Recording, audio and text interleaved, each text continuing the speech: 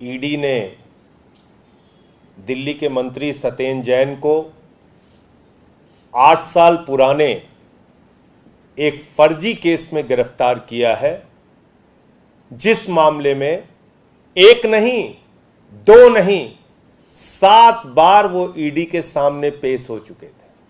7 बार। कभी ईडी को उनकी गिरफ्तारी की जरूरत महसूस नहीं हुई, कभी उनकी गिरफ्तारी नहीं की गई। और इसी मामले से जोड़कर सीबीआई ने एक मामला दर्ज किया था, जिसमें सीबीआई ने कहा कि उनके पास कोई साक्ष्य नहीं।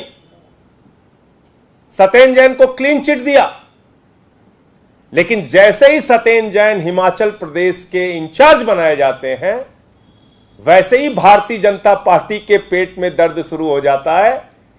भारतीय जनता पार्टी हिमाचल प्रदेश में चुनाव हार रही है और इसी के कारण से सत्येंद्र जैन की एक फर्जी बेबुनियाद मामले में गिरफ्तारी की गई है। यह उनका उत्पीड़न है और यह भारतीय जनता पार्टी के काले चेहरे को फिर से एक बार उजागर करता है।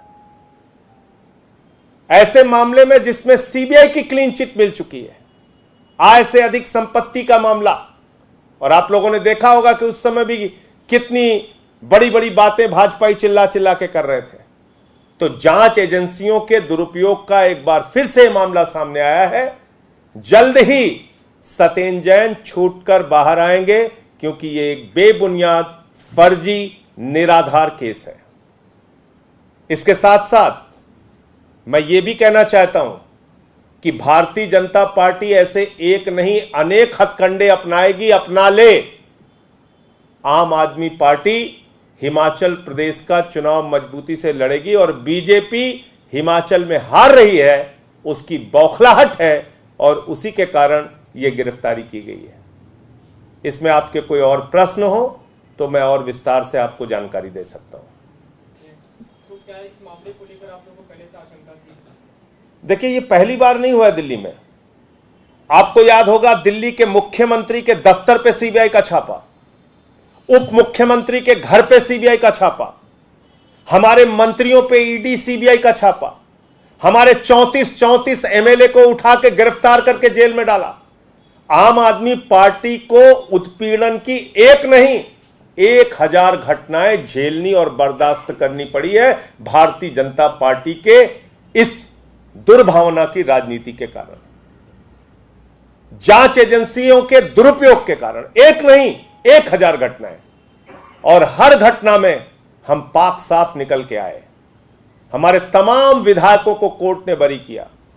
हमारे तमाम मामलों में जांच एजेंसियों ने कहा कि नहीं, इनके खिलाफ तो कोई साक्ष्य ही नहीं। तुमको 8 साल से गिरफ्तारी की याद नहीं आई? ऐसी बड़ी एजेंसी ईडी ईडी ईडी चिल्लाते रहते हो। ऐसी जांच एजेंसी को तो बंद कर देना चाहिए जो 8 साल में एक मामले का निपटारा ना कर सके। 7 बार गिरफ्तारी, 7 बार पेशी हुई सत्येंद्र जैन की, तब गिरफ्तारी की जरूरत महसूस नहीं हुई। आज जब हिमाचल प्रदेश के इंचार्ज बना दिए गए सत्येंद्र जैन, जब बीजेपी हार रही है वहां पे, तो अब गिरफ्तारी कर रहे हो, ड्रामा नौटंकी कर रहे हो सिर्फ आम आदमी पार्टी को बदनाम करने के लिए। तो यह पहली बार हमारे साथ नहीं हुआ है, यह हमने बहुत बर्दाश्त किया है।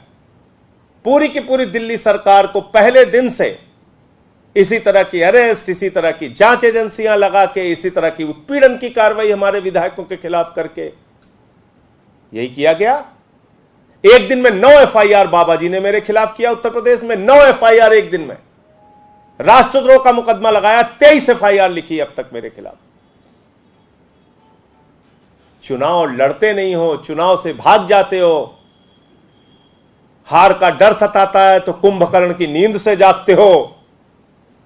कहते हो अरे रे हिमाचल हार रहे, चलो सत्येंद्र जैन को अब गिरफ्तार करो 8 साल पुराने मामले में, जिस मामले में सीबीआई क्लीन चिट दे चुकी है। कह रही नहीं साहब, हमारे पास तो कोई साक्ष्य नहीं है।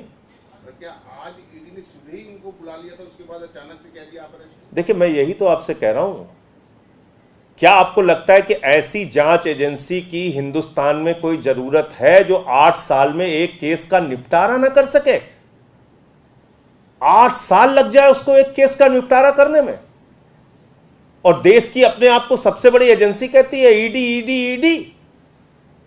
7 बार जिस आदमी की पेशी हुई, 7 बार, कभी आपको गिरफ्तारी की जरूरत महसूस नहीं हुई? कभी नहीं। और आप कब गिरफ्तार कर रहे हैं? जब उनको आम आदमी पार्टी के मुखिया अरविंद केजरीवाल जी ने हिमाचल प्रदेश का इंचार्ज बना दिया।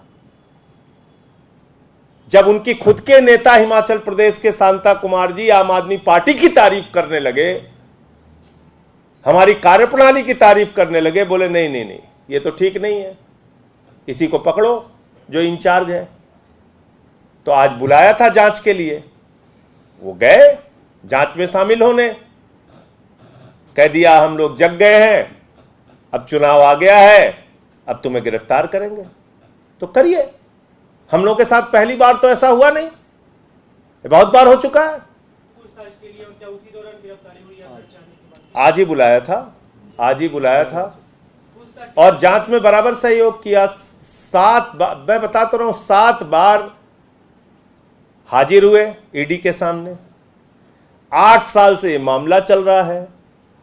आप लोग ईडी का नाम सुनते होंगे कि ईडी देश की सबसे मजबूत, शक्तिशाली, भाजपा की जेबी संस्था है, और उस जेबी संस्था ने 8 साल लगा दिए एक मामले की जांच करने में। तो क्या अब ये वॉर ऑफ वर्ड फिर से शुरू हो जाएगा कि बीजेपी कहेगी नहीं एजेंसी? वेंडेटा मैं थोड़ी कह रहा हूं, वेंडेटा तो वो खुद साबित कर दिए। बताइए आप, सीबीआई ने लिख के दिया कि नहीं दिया कि सत्येंद्र जैन के खिलाफ कोई साक्ष्य नहीं है? क्यों बदनाम किया सीबीआई ने सत्येंद्र जैन को? क्यों इतने दिनों तक जांच चलाई?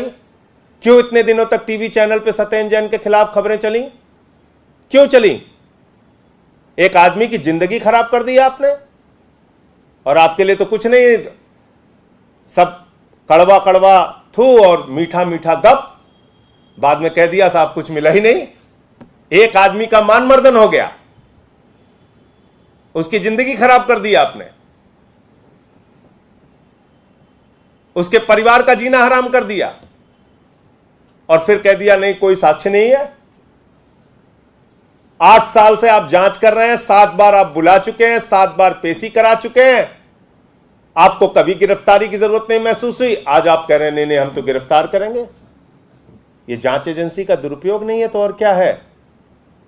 और मैं तो सवाल पूछ रहा हूं, 34 से ज्यादा एमएलएस को फर्जी मामलों में दिल्ली में गिरफ्तार करके जेल भेजा गया, जिनको बाद में कोर्ट ने बरी किया। और एक एक मामले अगर आप पढ़ेंगे तो लताड़ लगाई है दिल्ली पुलिस को, यानी कि भारतीय जनता पार्टी की कठपुतली को। तो आप कठपुतलियों के जरिए अपना खिलवाड़ कर सकते हैं, करिए खिलवाड़, लेकिन चुनाव आप हारेंगे हिमाचल में, जनता देख रही है आपको। अब आगे आम आदमी पार्टी का क्या स्टेप है? अब आगे तय करेंगे हम लोग इसमें क्या कर सकते हैं, और कानूनी इसमें और क्या आगे कार्रवाई होगी। मैं सिर्फ इतना कह सकता हूं कि इस केस में जल्द ही वो छूट के बाहर आएंगे, क्योंकि एक फर्जी, बेबुनियाद, निराधार केस है। ऐसे बचकाने प्रयास भारतीय जनता पार्टी ने एक नहीं अनेक बार किए हमारे खिलाफ। ऐसे बचकाने प्रयासों में भारतीय जनता पार्टी हर बार विफल होती रही है। तो इस तरह का बचकाना प्रयास उन्होंने फिर से किया है, फिर विफल होंगे।